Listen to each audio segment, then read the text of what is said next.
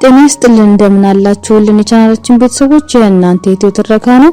ሰዓቱ ደግሞ የተመረጡ ወጎችና ትረካዎችን የምናቀርብበት ነው። ባለፈው ሳምንት ፕሮግራማችን የነጻነት ባሮች ክፍል 61 ማቅረባችን ይታወሳል። በዛሬው ትረካችን የነጻነት ባሮች ክፍል 62 ይዘንላችሁ ቀርበናል። ለቻናላችን አዲስ ነው ሼር ላይክ እና ሰብስክራይብ ማድረጉን አይዘንጉ። የነጻነት ባሮች ክፍል 62 እንደሚከተለው ይቀርብላችኋል።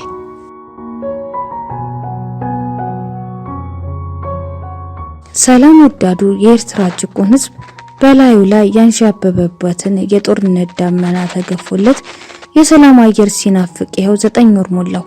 ለዓለም ሰላም ወዳዶች በተለይም ለአፍሪካ ቀንድ ብርቱ ስጋት ሆነው በመቆየታቸው የረኩ በዚህም የተመኙትን ዝና በመጨበጣቸው የተደሰቱ የሀገሪቱ ርዕሰ ብሔር ኢሳያስ አፈወርቂ ግን ከነጋሽ ጃግሬዎቹ ጦርነት የሚጀመርበትን ደቂቃ ናፍቆ ይቀበጣሉ። አስደናቂ ጀግንነት ውሏቸውን ለዓለም ህዝብ ለማሳየት ቋምጠው ይቁነጠነጣሉ። ሁሉም የሰው ዘር በአድናቆት አፉን ከፍቶ ቪቫ ኢሱ ሲላቸው አዲስና አሃወሊዳ ትምከን እያለ ሲያሞጋግሳቸው በዝነ ልቦናቸው እንደ ምንጭ ኮለል እያለ እንደ ጅረት እየፈሰሰ እንደ ፏፏቴ እየተንሿሿ ይሰማቸዋል። አገሪቱ ግን በመፍረምረም ላይ ነች። በሞት ጥላ ግርዶሽ ተወጣለች። ያ ለ30 ዓመታት ምድሪቷን አፍኖ ጭጋግ ያለበሳት የጦርነት አየር በዚያ ክፉ ዘመን ጆሮዋን ያደነቆረ የሞት ዋይታን የጥይት ፉጨት ዳግም ተመልሶ መጣሁብሽ እያለ ስላስፈራራት በሽብር ተንቀጥቅጣለች። የፍርሃት የመሸበር የመደናገጥ ደመና ጥላፊቷ ላይ አንዣቧል። የሀገሪቱ ኢኮኖሚ በጦርነቱ ውጥረት ምክንያት ከጊዜ ወደ ጊዜ እየተሽመደመደ ነው። ዳቦ ከሱቅ እህል ከገበያ ደብዞ ሊጠፋ ረሃብ በጨካኝ እጆቹ ጠምድዶ ሊይዛት እያሰፈሰፈ ነው። በየሰዓቱና በየዕለቱ እያሻቀበ የሚሄደው ለጥሪው እንኳን የሚያስደነግጠው የገበያ ዋጋ አልቀመስ ብሏቸው መቸገር የጀመሩት አባወራዎች እፍን ጥራሩባቸው ለልጆቻቸው አብዝተው መጨነቅ ጀምረዋል። እድሜ ልኳን ከጦርነት የማትወጣ የማያልፍላት የተረገመች ሀገር በማለት ማማረር ይዘዋል። እናቶች በዚያ ቀውጥ ጊዜ የቤት ዕቃ እየፈለጡ ለማገዶ የሚያውሉበት ጊዜ ተመልሶ እንዳይመጣባቸው ሰግተዋል። ያዩትን መከራና ያሳለፉትን ጭንቀት እያሰቡ በማልቀስ ብዛት አይኖቻቸው ሊጠፉ ደርሷል።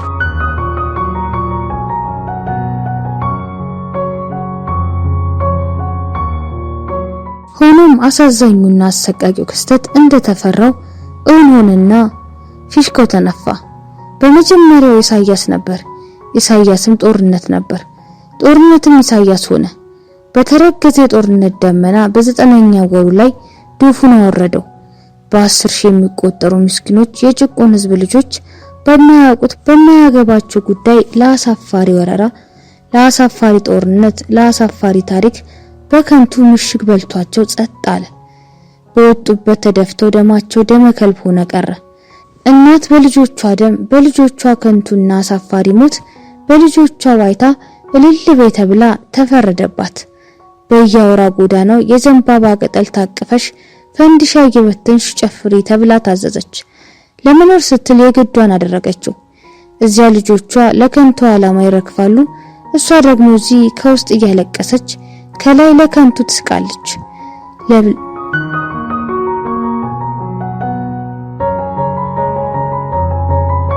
ለብላሽ እልል ትላለች። ውስጧ እንደ ከሰል ጠቁሮ ሳለ በነጭ አበሻ ልብስ አጊጣ ጻዳ በጻዳ ሆና ለልጆቿ ሞት እስከስታ ትወርዳለች። የተረገመ ጊዜ፣ የተረገመ ስርዓት፣ የተረገመ ነጻነት 8ኛው ሺህ ትላለች በሆዷ። ከላይ ደግሞ አሴና በደቀይ ኮሪና አጁሁም ዋርሳይ ስትል ትጮሃለች። ባዶ ጩኸት። አባትም እንደዛው ለመኖር ሲል የተደሰተ መስሎ አደባባይ ወጣ። ከውስጥ የልጆቹ ጣርና ዋይታ እቅሃትና ጩኸት ነበር የሚሰማው። እሱ ግን ያንን ለመስማት የፈለገ አይመስልም። ሰማም አልሰማም የሚፈይድላቸው ነገር ስለሌለ ተስፋ ቆርጦ የነሱን ጩኸት በሌላ ጩኸት ውጦ ለማስቀረት የተመኘ ይመስላል። በጨካኝ መሪዎቹ እንደታዘዘው ልክ ልጆቹን እንደሚድራባት የመኪናውን ጥሩምባ በረጅሙ ለቀቀው። የልጆቹን የዋይታ ድምጽ እፍን አድርጎ ያስቀረት እስኪመስለው ድረስ አንባረቀው። ኤረባል ስረ አለ የግዱን አሸንፈናል። ድሮስ ማን ወንድ ሊችለን ይህንንም ጨመረበት። አሁንም የግዱን የኤርትራም ሬዲዮ ጦርነቱን በዛ በሬዲዮ አጣድፎታል። አንተ አዚያቶ ምን ይዩም ይላል 10 ለመቶኛ ጊዜ ባል ስረታት መሆንና አይፈለጡና እንዲዮም እነህናኮ ኤርትራውያን ኢና እስኪ ፍለጡና እያለ ይደሰኩራል። ለመቶኛው ጊዜ ታንኮች እንደማረኩ እንዳቃጠሉ ከጥቅም ውጭ እንዳደረጉ ይለፈልፋሉ። ገዘገር ስላሰ ይዝናዮ ብዙት እንበርኸጥ ወአማት ድዮም ይላል ህዝቡን ለማታለል። በእነዚህ ሰዎች ገዘገር ስላሴ ዘናል የሚሉት የጤናቸውን ነውና ገብረ ስላሴ ደግሞ የት ነው? ለምኑ ገዘገር ስላሴ የሚባል ቦታ አለ? ገብረ ስላሴ የሚባለው ሰው ይዞ እንዳይሆን ብቻ። በማግስቱ ደግሞ ከገዘገር ስላሴ ግንባር ከአንድ ዋርሳይ የብሔራዊ አገልግሎት ወታደር የተላከልንን የዮሐና ደብዳቤ ደርሶናል እናንብብላችሁ ይላል። በጦርነት ውሎ ድንብርብራቸው እንደወጣ ሁሉ ጦርነቱን በጀነራልነት የሚመራው ሬዲዮአቸውን ድንብርብር ወጥቷል። ለሺ ዝንብ አንድ ፍሊት ባለ አንደበቱ የወያኔ መንግስት ከአቅማችን በላይ የሆነ የሰራዊት ኃይል ስላሰለፈብን አፈግፍገናል ሲል መርዶን መለፈፍ ይዟል። አውራ ዶሮ በየፍዙ ክምር ላይ ቆሞ ይጮሃል። ሻዕቢያ በታሪኩ መሸነፉን ያመነበት ጊዜ ቢኖር ይህ መጀመሪያው ነበር።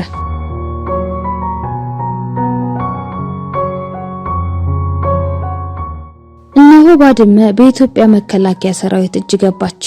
ያውም በ4 ቀናት ውስጥ ፕሬዝዳንት ኢሳያስ ፀሐያቸው ጠለቀች። ነገር ዓለም ሁሉ ጭልምልም አለባቸው። ደነገጡ፣ ቅስማቸው ለተተ። በአመት አይፈርስም ብለው የተመኩበት 100 ኪሎ ሜትር ሰንሰለታማ ምሽግ በ4 ቀናት ውስጥ እንዳልነበር ሲሆን አመዳቸው ቡን አለ። የሚይዙት የሚጨብጡት ይሉትን የሆኑትን አሳጣቸው። ደም ማልቀስ፣ ድንጋይ መንከስ፣ ማረርና መኮማተር ጀመሩ። ይሁን ያሉትን ያህል ደብቁኝ ማለትም አመጡ። አለመላያቸው ላይ የተደፋችባቸው በሽንፈቱ ሳቢያ ያደረባቸው ፍረትና ውርደት እምሽቅድቅ አደረጋቸው። ሰውዬ ብሱኑ እየደነገጡ ይበልጡኑ እያበዱ የቆሙት እየሆኑ ሄዱ።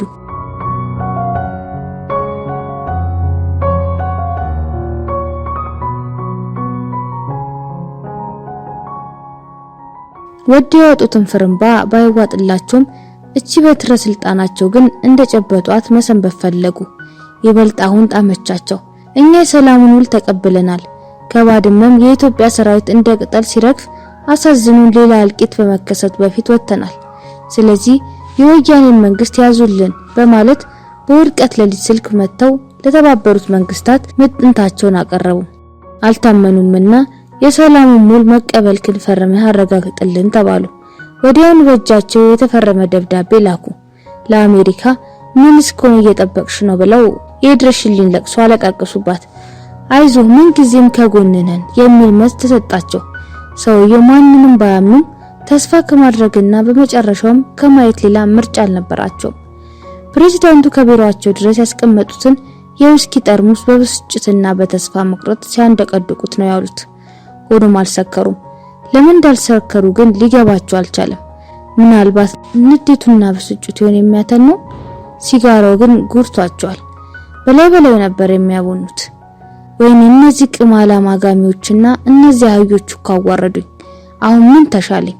ያለቀ ይለቅ፣ የወደመው ደም እንጂ ክብሬን ማስመለስ አለብኝ። የጠለቀችው ፀሐይ ተመልሳ መውጣት መቻል አለባት። ይሄኛውን ሽንፈት ደግሞ በሆነ ነገር ማማከኝት ያስፈልጋል።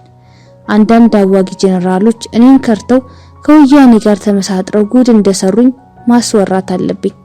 በተለይ የአርኩስ ጀነራል ስብሐት ኤፍሬም ፍለዲካኒ እሱ ነው ለዚህ ውርደት የዳረገኝ። ቆይ ሰራለታለሁ። በመጀመሪያ ለተወሰኑ ጊዜያት ደብዛውን አስጠፋዋለሁ። ጠላቶቼ እንዳስወገዱት አድርጋለሁ። ሲያስወሩብኝ ይሆንና ብዬ በማስ ሚዲያ እንዲቀርብ አስደርጌ አሳፍራቸዋለሁ። ከዚያ በኋላ ለአንዴና ለመጨረሻ ጊዜ ባሰናበተውም ህዝቡ ለምን ድምጹ ጠፋ ብሎ አይጠራጠርም። እንዳለፈው በቀላሉ ያምንም። በአንድ ድንጋይ ሁለት ወፍ እንደሚባለው ጠላቶቼንም እምነት በማሳጣት እሰራላቸዋለሁ። ፕሬዝዳንቱ ሌላም ቤላም የተንኮል ድር ይሸርባሉ። ቆይተው ነበር በቴሌቪዥን መስኮት ብቅ ያሉት። የግርማ ሞገሳቸው እንዳለ ታጥቦ እና ውድ ህዝቦች ያሉ ጦርነቱን እናሳጥረዋለን፣ በእኔ ሆነባችሁ አሸንፈናል ብለው ከበሮ የሚደልቁትን ጃንዳማ ሌሊት ደግሞ እንኳን ደስ ያላችሁ ላቸዋለሁ።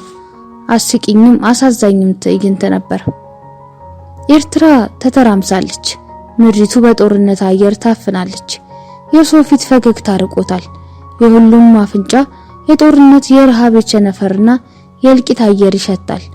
ጆሮአቸው የጥይት ሩምታ የሞት ዋይታ ያዳምጣል። ሽብር ከየሰው ግንባር ይነበባል። ህልውናቸው ጭላንጭል እያጣ መሄዱን መረዳታቸው በገጽታቸው ላይ በጉልህ ይታያል። ዘርዕሰናይ ዘምህረት ከአንድ ትምህርት ቤት የድሮ ጓደኛው ከስዊዘርላንድ የተላከለትን ደብዳቤ በተመሰጦ እያነበበ በብስጭት ይደክምበታል። ስሜተ ስስ ስለሆነ እንደ ጉድ ተንሰቅስቆ ያለቅሳል።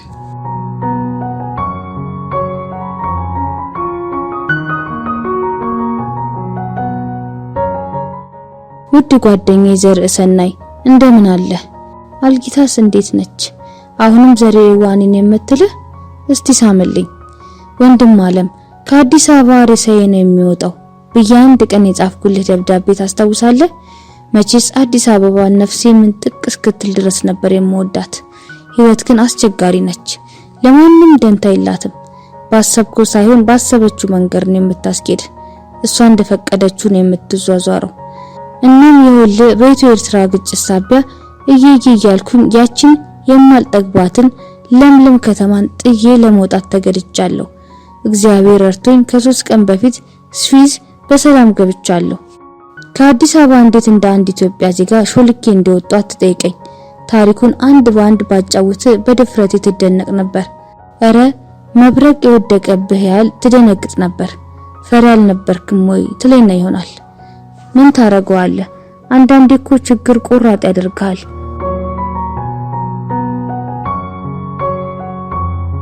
ወንድም ዓለም የዲያብሎስ ቁራጭ አረመኔ ኢሳያስ ባድመን ወሮ ከያዘ በኋላ ኢትዮጵያ ውስጥ የሚኖሩት ኤርትራውያን እንደምን ያለ ስቃይ ውስጥ እንዳሉ ልነግር አልችልም።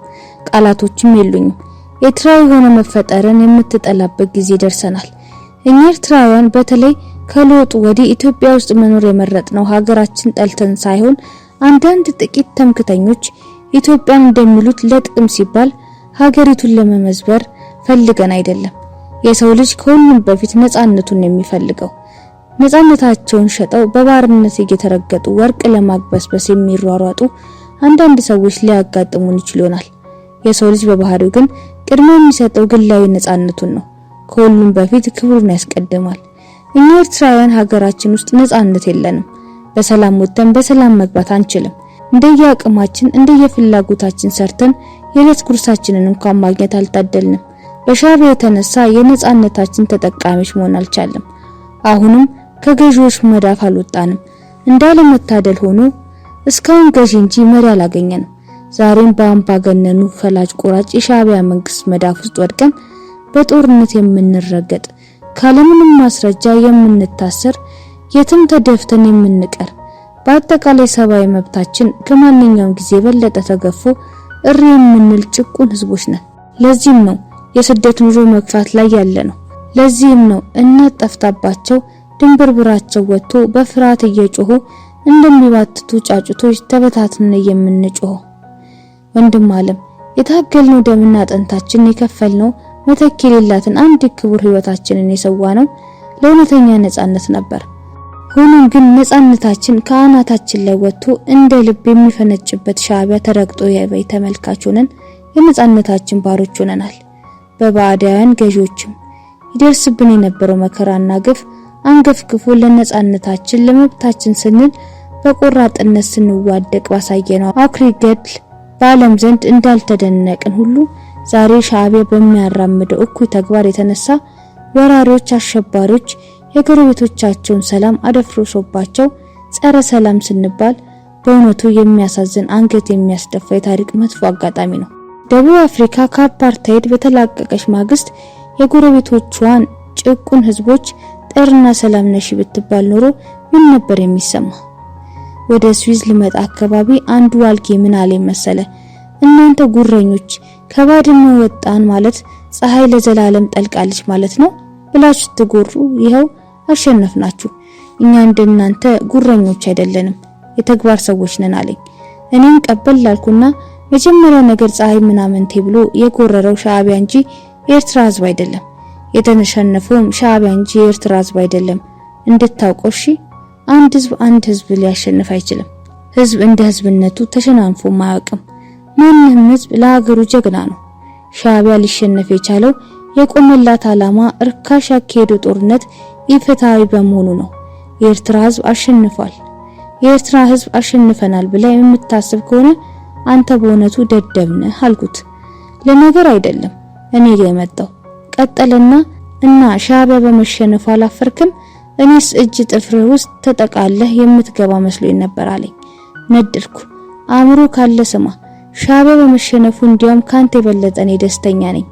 ምክንያቱም ሻዕቢያ በመጀመሪያ ደረጃ የኤርትራ ህዝብ ጠላት ነውና ለማንኛ ብለ የምትመጻደቀው አንተ ማን ነህ?